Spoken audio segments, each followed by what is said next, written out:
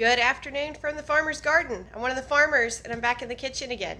So yesterday we started juicing wild plums, and today we're going to turn that wild plum into jam. I'm not doing the jelly today, so remember jam is chunks of fruit or pulp and jelly is just the juice. So I'm not doing the jelly today, I'm just going to do the jam, but I'll show you that whole process. I am going to be making what I consider a small batch, so we should end up with between 8 to 12 jars. It kind of depends. I'm shooting for around 10 jars, but it kind of depends on how it comes out. I'm guessing we'll get around a case, around 12 jars. So I've got jars, sugar, fruit pectin, fruit. It's all gathered up. It's time for me to get started measuring and stirring and all of those things. It's already 4 o'clock in the afternoon now. I normally do not start jelly this late in the day, but I had garden work to do. And then I had a bunch of blackberries that needed to be juiced as well. And so I've been working on those things today, and now I'm going to get started on this jam. So what I like to do first is go ahead and get my jars in the pot that I'm going to heat them in. So I do water bath canning for jams. You can do water bath canning for things like jam, salsa, pickles. I've done it for ketchup. It needs to be either a high acid food, like the salsas and the pickles, or the jams. They have all that sugar in there, and that helps to also keep certain types of bacteria from growing as well. Other canning, things like potatoes, green beans, peas, things like that, you need to do a pressure canner, and that's a whole different deal. I've not actually ventured into that myself, but I'm hoping to learn this year. But we're just doing water bath canning today. So I've got my jars open, and I'm going to get started putting those into the pot. Rings and seals go in one pot, jars go into another pot, and I'm going to get that other pot filling with water as well.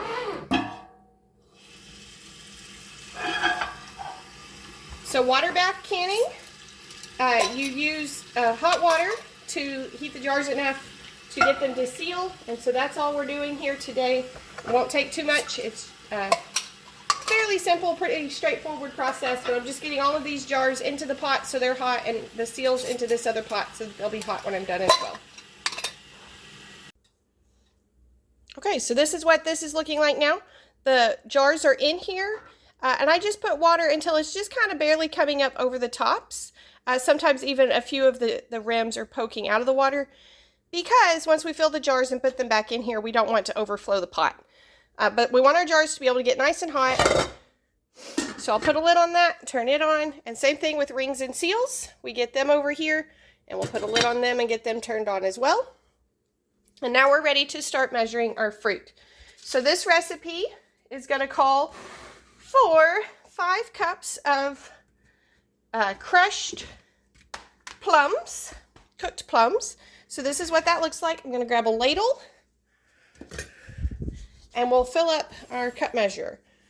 I use a liquid cup measure to measure my fruit, and that's strawberries, peaches, sliced fruit, chopped fruit, any of them. I have seen recipes that call for your fruit to be measured with a dry measuring cup, but this is how I was taught to do it growing up, and so this is how I've always done it, is to always use the liquid for my fruit. So we're going for 5 cups of plums. Excuse me, 6 cups of plums. Glad I double checked that recipe. 6 cups, so there's 4. And I'm going to get these started. They've been in the fridge since I cooked them down yesterday. So I'm going to turn them on and get them warming up while I measure the sugar and all of that good stuff. My next step is to measure my fruit pectin. If you're using Sure Gel from the store, you will only need 1 box. I buy this fruit pectin. It works better for me than Sure Gel. I have less set failure. So for this recipe, we would need 5 tablespoons of fruit pectin. 3, 4, 5. I am going to go ahead and turn this on just real low to start knocking off that chill from the fridge. That'll speed us up in a minute. And I'm also going to add just a little tiny scoop of butter. This is to help prevent foaming, and we don't need much, just a little tiny bit. That helps prevent foaming later on. It breaks up the surface tension and keeps those foam bubbles down later on. We also need to measure our sugar. This recipe calls for, gonna double check again, 8 cups of sugar. Most of my recipes I have nearly memorized at this point, but not this one. So 8 cups of sugar. 1, 2, 3, 4, 5, 6, 7, 8. Always measure your sugar ahead of time. This can help, first of all, if you're not certain if you have enough sugar, then you'll know before you get started, but also all the sugar goes in at one time. It's just all one big dump when we get to that stage. So that's all I need at this point. I also like to get the rest of my tools out. I'll need these in a few minutes. So I have a funnel, a ladle, and I use tongs to pick up my jars instead of a jar lifter. This is just what works for me for this type of jar that I use. If I use, if I use these little squatty ones or anything different, I use the jar lifter, but I like those for the little 8-ounce jars. So we are ready to get started stirring at this point. Okay, if you watched part 1 of preparing this plum jelly, you noticed that you could see my stove clock in that video. I was apparently exhausted yesterday because I totally lost track of time. And when I went back and watched the video, I was like, oh geez, that really didn't take as long as I thought. It was right at 2 hours to get through that process. So it is 4:18 right now when we are starting to stir this. I have the stove on a medium heat. This burner gets hot faster than the rest of my stove. So a medium heat here is, it ends up being warmer than a lot of stoves would be on medium. But that's where I start. So I put that little bit of butter in, and I'm going to put in the fruit pectin at this point. So that goes in first. So in the pot, we have plum pulp, fruit pectin, and that tiny bit of butter. So I'll show you what that looks like. So sometimes it takes a little bit for that pectin to break down, especially when I'm starting cold. I really didn't run that burner very long before I was ready to add everything. If that happens and you get nervous about it, because we don't want it to be clumpy, you can grab a whisk and kind of break it down. Woo. If you don't make a mess with your other spoon in the process. You can use a whisk to break down that fruit pectin or the sure gel. But it will break down at some point in there anyway because we're going to get this so hot. But I don't like it to be clumpy. I get a little nervous about it, so I always just kind of whisk it in if it clumps like that. But it is cooking time, so I'm just going to be standing here stirring for a while. And it is constant stirring. So this is where I usually read a book or whatever I'm going to do and kill time that way while it stirs.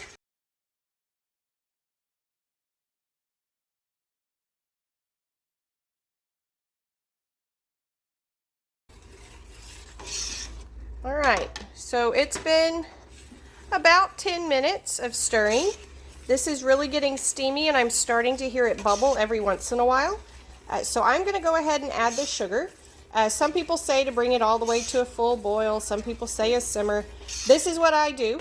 So this is how I'm going to tell you to do it. So I've got it to where it's starting to simmer. I don't know if you can see the bubbles, but they're popping there. So all at once, we add all of the sugar. That's why it needs to be measured ahead of time. In it goes, and then we'll stir it. And I normally need 2 hands for this. We'll see how it does because my pot slides around. I'm not interested in spilling it. So we're going to get this back to cooking. We're going to bring it up to a full rolling boil next. So get all that sugar stirred in, and now we will be bringing it all the way to a full rolling boil.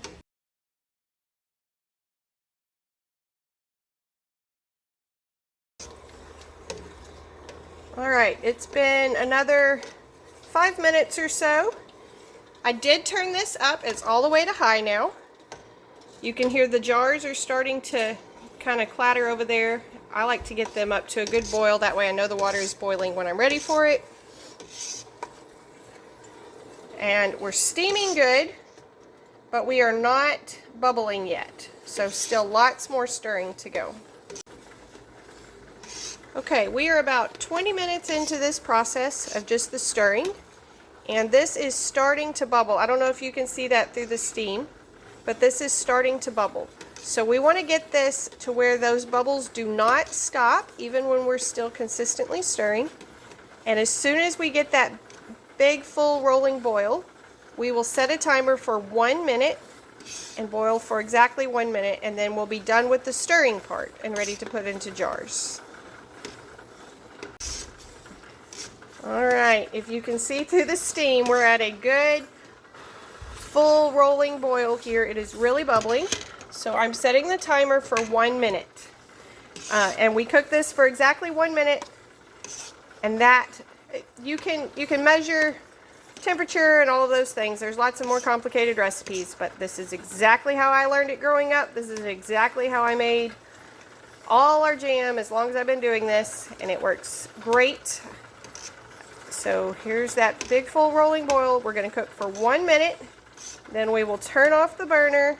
And I've already got some hot pads set over there. We're just going to move it over there because we need to remove it from the heat as soon as it finishes that boil. Okay, our timer went off and I have removed the pot from the stove. This is going to be the hard part for me to show you because everything is so hot and I don't want to burn myself or spill anything on myself. So these jars, you can hear them boiling in there. They're kind of clacking about. We're going to start getting them out. I have a towel here because they are wet and they are hot, so the towel kind of absorbs some of that water, and it also works as a hot pad a little bit. So we're going to get all of these out. This is why I say I like the tongs. I can get out 2 at a time this way. When you make as much jam as I make, you try to start finding the loopholes to make it a little bit easier. So again, this recipe claims it will make 10 jars, depending on the fruit. If the fruit has more sugar than that average fruit, you'll get more jars. If it has less sugar than the average fruit, you'll get less jars. I'm hoping to get 12, but we'll see. I put 12 jars in. All right, so these all come out. Get lined up over here.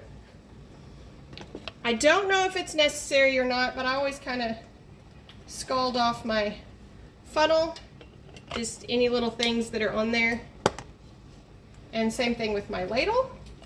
And then we're just going to start ladling the hot jam into the jars.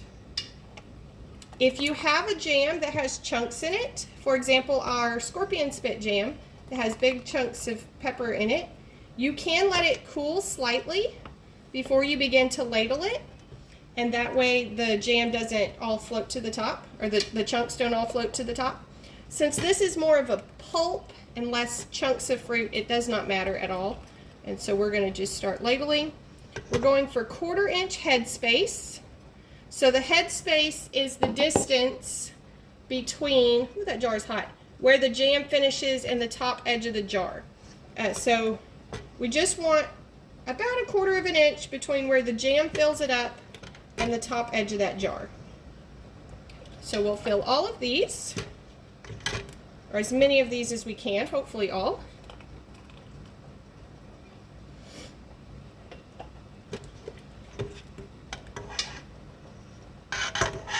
So if you did not get to watch my video yesterday, there are a lot of steps that go into even preparing the fruit. So go back and watch that.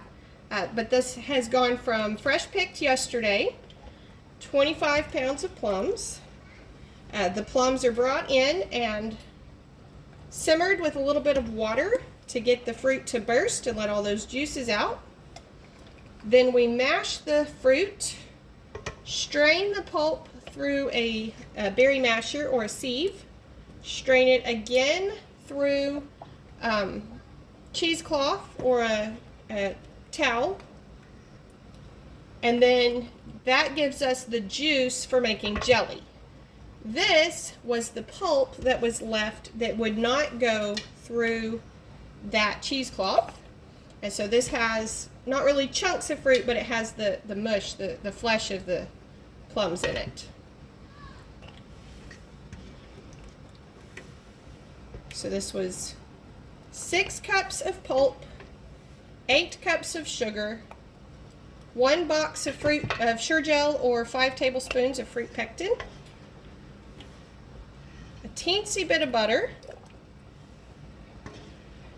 and it was about 20 minutes on the stove stirring. Some batches can be done in 20 minutes. Some of them I feel like I stir for 2 hours. Some just take a long time. And it looks like we were going to get right at 10 jars today. Let's see if I can pour that last bit in. That gives me just a little bit left in that pot for me to taste test in a little while. Alright, so I don't know if you can see, but our fruit is stopping about 1/4 inch from the top of those jars. So the next step is to get a paper towel. We get our paper towel. I like to get it damp in my hot water here, and this is just to wipe off any splashes or spills. This isn't quite as important with jelly because it's just juice and it tends to just wash off in the water bathing process, but any splashes of fruit that get on these rims can prevent them from sealing properly. So we want to get those clean. And next, we're ready to add the rings and seals.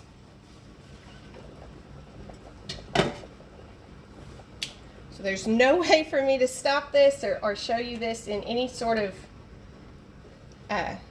slow motion or anything like that. I just have to keep going. Can't fiddle with my camera. I call this the hot part. The kids will come in and ask me questions, and I always say, I'm on the hot part, leave me alone. Everything is hot. So these rings and seals have also been boiling, and they are very hot.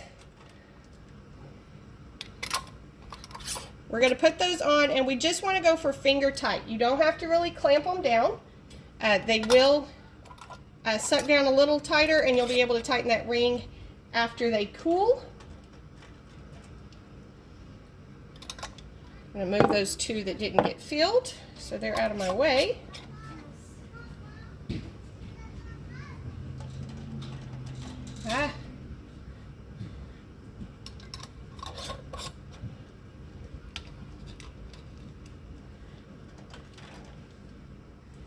This is another reason why I like the tongs versus the jar lifter. It's multi-purpose, so it can get my rings and seals back out of the hot water, and it can lift my jars, and I'm not fiddling with a bunch of tools over here.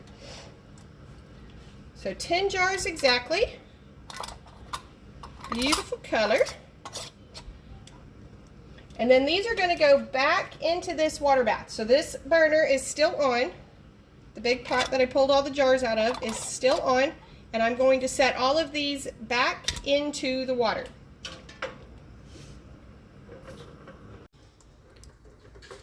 Now, I am kind of glad that I only got 10 jars.